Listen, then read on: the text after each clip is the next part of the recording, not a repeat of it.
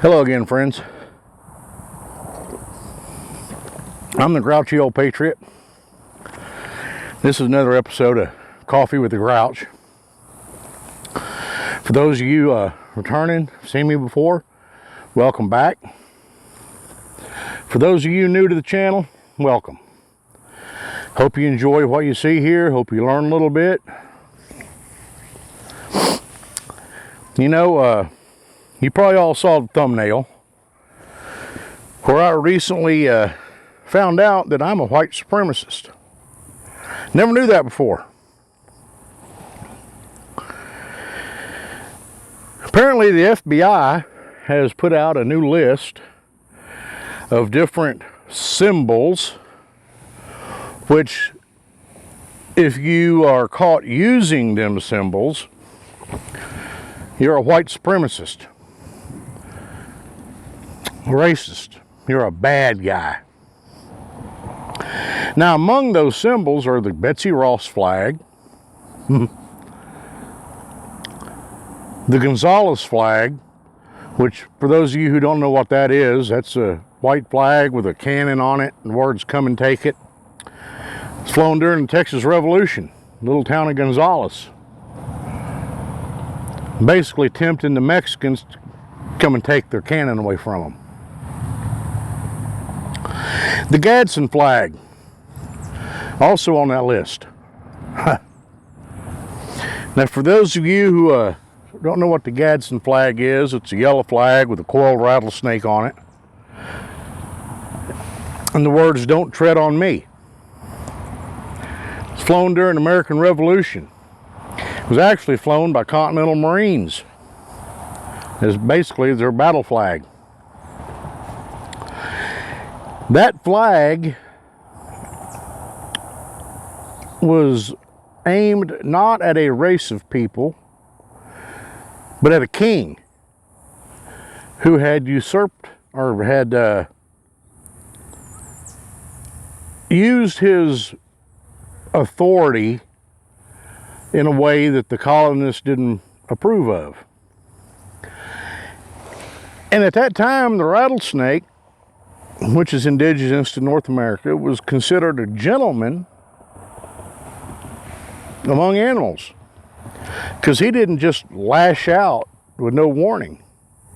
He'd give you a warning first before he decided that you had got a little too close, invaded his territory a little too much, and lashed out. Now, how that flag can be construed as a white supremacist symbol, I don't know.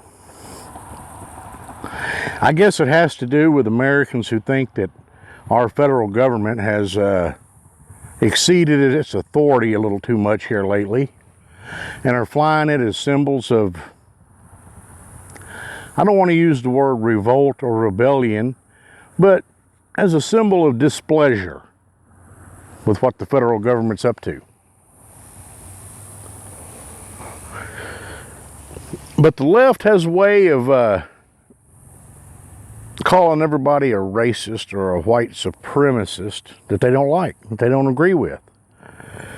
If they can label you that, and that label sticks, well then, hell, you're damned. Nothing you say can be taken with,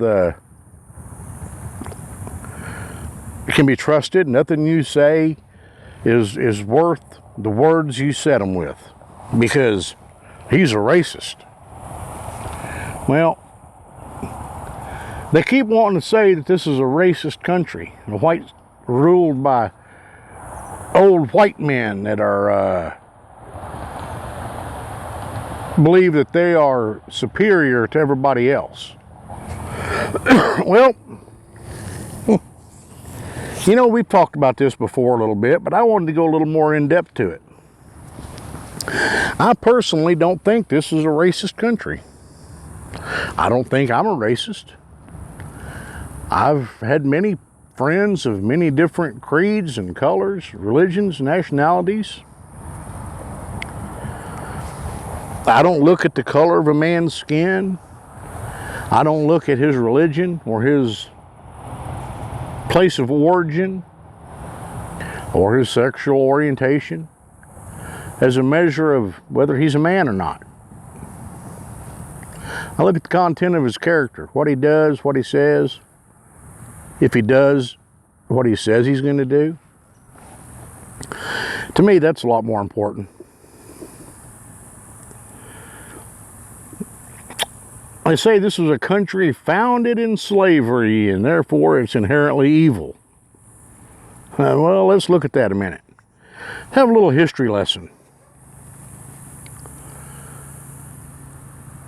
You know, for many, many years, it was believed that the Sumerian civilization, which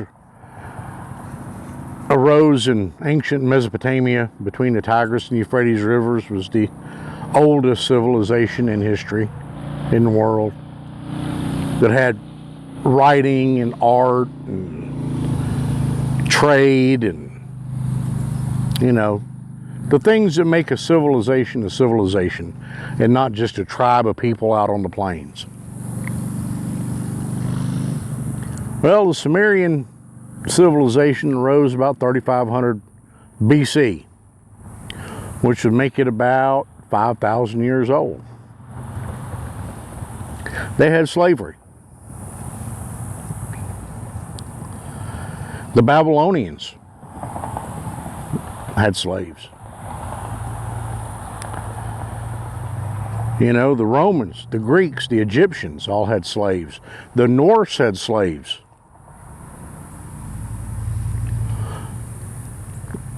The Mongols had slaves. Native Americans in both North America and South America made slaves of other tribes, other peoples that they conquered. Sub-Saharan Africa, riddled with slavery. You know, the Norse, Vikings, when they raided England and raided the Germanic peoples, they took slaves. The Jiahu civilization, which they've recently found, existed about 7000 BC, which has now kind of become what they believe is the oldest civilization. They haven't proven yet that they held slaves, but if you look back through human history, it would be fair to say that they probably did. So throughout human history, slavery has been the normal course of events. I'm not saying it's right. Don't get me wrong, I'm not making excuses for it. I'm just saying that that's the way it was. It was accepted as normal. Stronger peoples conquered weaker peoples and took them as slaves. Slaves built the pyramids. Slaves built the Roman Colosseum. Hadrian's Wall, built by Roman soldiers with the help of slaves.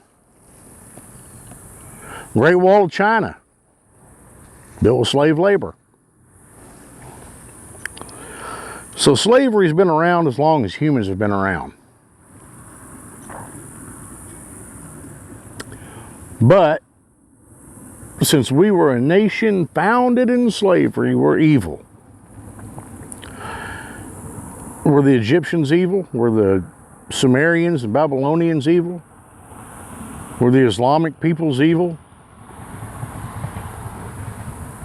The Trojans, the Romans, the Greeks, were they evil? We don't classify them as evil. We just classify them as a civilization, and this is what they did, and this is the way they lived. It's what they believed in. It was the normal course of events for them. 1930s, 40s, 50s, up 1960s. The smoking of cigarettes, use of tobacco was normal. Almost expected. We've since learned that it's a bad thing and it's no longer as socially acceptable today as it once was. So things change over time. But it takes people, it takes human beings a long time to change their ways. You or I, as an individual, we might be able to change something in a day or a week or a year. But changing an entire society takes a while. But let's get back to this. Them flies are bad today. The fact that we were a nation founded in slavery. Well, Jamestown Colony was founded in 1607, colony of the British. First slaves were recorded as arriving in 1619, 1617, something like that, on an English privateer flying a Dutch flag. Were we a nation? No, we were British colony. Colony of the Brits. Well, when did we become a nation? Declaration of Independence was signed in 1776, but were we a nation then? Not really. We were just 13 colonies in revolt against the king.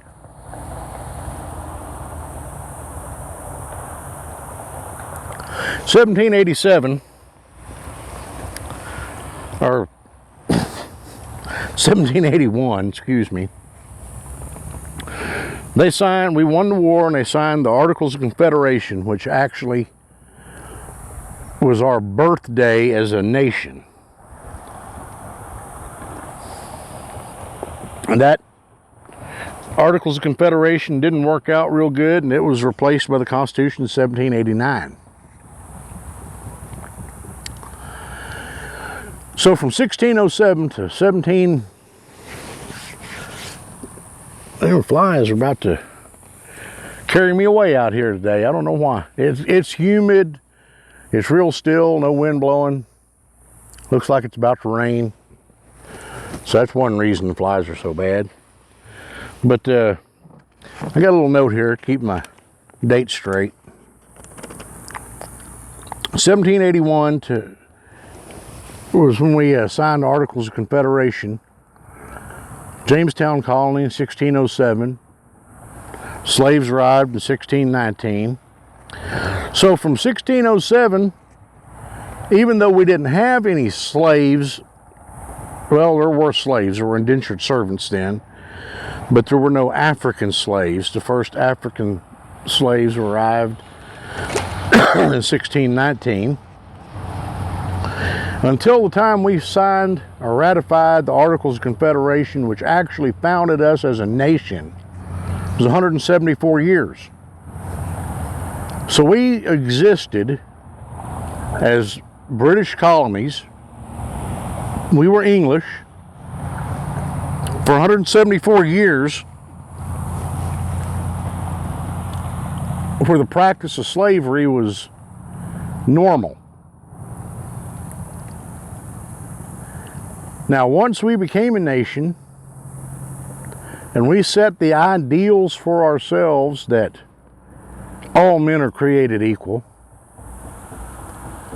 and are endowed by their Creator with certain inalienable rights. Among these are life, liberty, and pursuit of happiness. Well, we had to start living up to those ideals. We no longer had English law to fall back on and rely on. We had to live up to our own ideals. In 1861, we went to war with ourselves.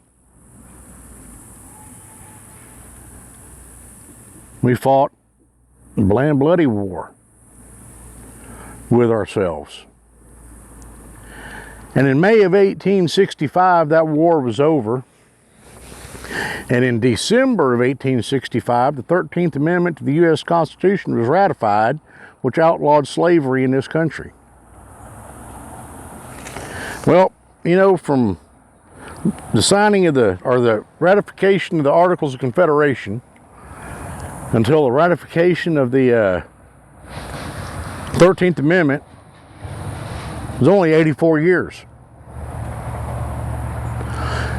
So in 84 years, this country did something that hadn't been done in 5,000 years.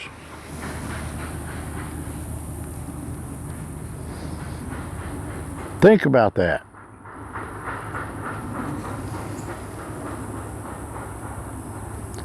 I've said before that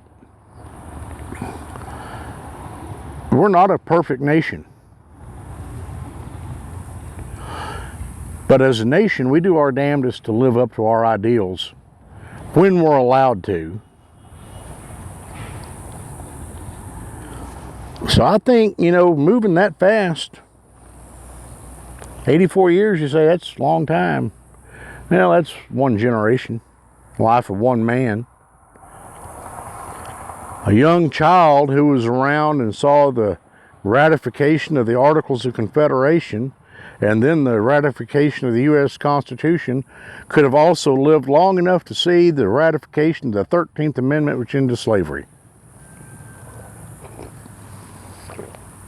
So in the span of one person's life, we got rid of one of the biggest blights on this nation's history that we could. And when you look at it in that standpoint, I don't think this was an evil nation. Don't think it is an evil nation. Still got a lot of promise. If we were so racist and so full of white supremacists and so nasty, why does 3/4 of the world's population want to come here?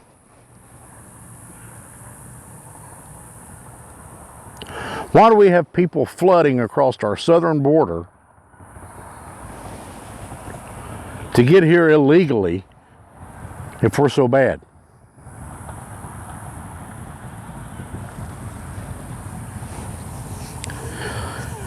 You know, I've often said that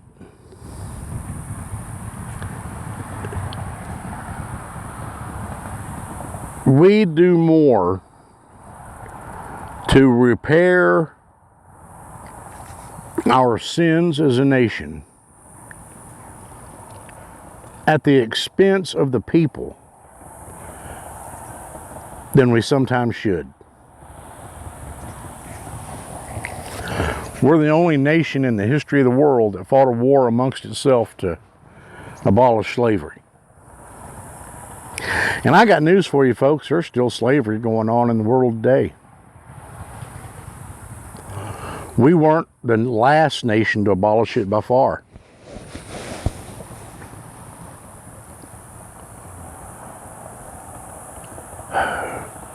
There's still children used in factories in China, and digging diamonds out of the ground in Africa. But we turn a blind eye to that. Our leaders in Washington turn a blind eye to that. Our elites in Hollywood, and on the basketball court and the football field, and oh, they pay it lip service occasionally, but do they ever do anything about it? No. But they want to come against me because I may have a Gadsden flag flying on my porch, because I'm a little perturbed at everything the damn government's doing to us today.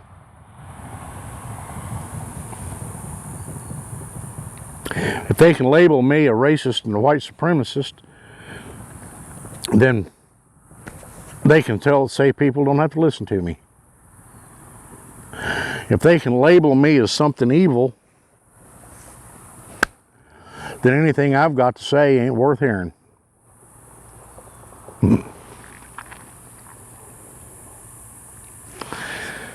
But I don't know. I don't know what the answer is. I've made a video before that I believe we need to have a constitutional convention of the states. Put forth a few amendments to get rid of some of the lifetime politicians that we've got in office. I think we'd all be better off if we quit listening to movie stars and TV stars who don't know any more about the real world than you and I do. Start using our own heads, do our own research, our own thinking. Quit giving a voice to the people who squeal the loudest.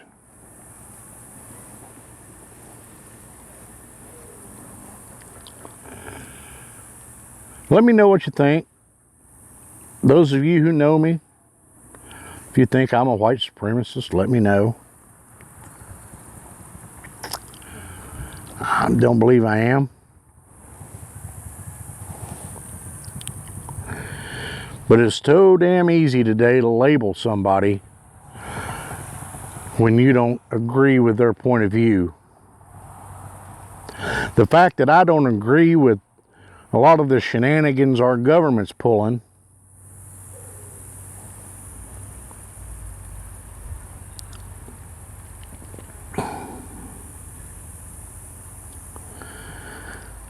has nothing to do whether I'm a white supremacist or a white nationalist or a racist. I am a nationalist. I do believe that we are a sovereign nation that needs to have our borders respected. And it's got nothing to do with the color of the skin of the people coming across that border. It has to do with the fact that they are not American citizens. They want to become a citizen, do it the right way. I'll be the first one to shake their hand once they take that citizenship oath. But do it the right way. It's really all I got for you today, folks. Do me a favor, share, like, subscribe, hit that little bell button. It does something that YouTube likes. And I don't know all about that, but leave a comment below. Let me know what you think.